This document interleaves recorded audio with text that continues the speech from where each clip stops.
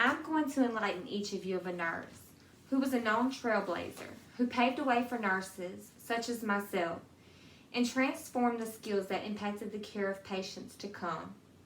Florence Nightingale went against her family's wishes, against all odds, to pursue what she would call her God-given calling for nursing.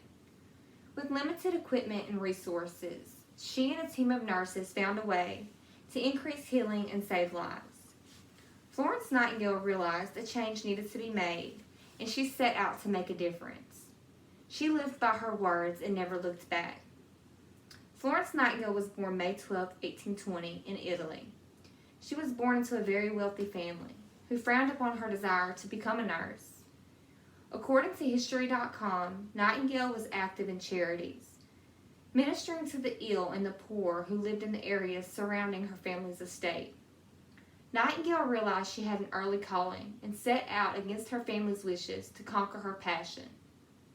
According to Lynn MacDonald's article, The Making of Hospital Reformer, Nightingale did not know how true those words would be until she was put in charge of nursing allies and British soldiers. When Nightingale arrived to the horrid conditions of the facility and the patient, she knew at that very moment that she made the right decision. Patients laid in their own fecal matter on stretchers throughout the hallways. The most basic supplies, such as clean water, soap, and bandages, grew scarce as the number of patients increased. More soldiers were dying from infections and diseases instead of injuries contracted in war. Nightingale set the standard for basic nursing, such as bathing, clean clothes, adequate food, entertainment, and keeping wounds clean and bandaged.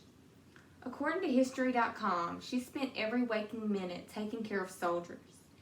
In the evening, she would move through the dark halls with a lamp, making rounds.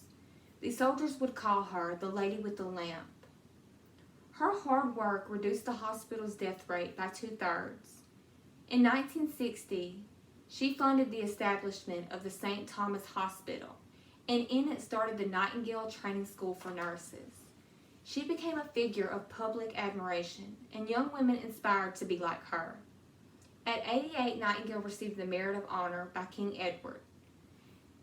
In conclusion, Nightingale's life was a legacy of how a woman paved her way even when the odds were against her, and never let others influence what she believed was her calling. Nightingale humbly lived for others and sacrificed a lot. To this day, the Lady with the Lamp is broadly acknowledged and known as the pioneer of modern nursing. And she is one of my greatest idols and the kind of person we should all aspire to be.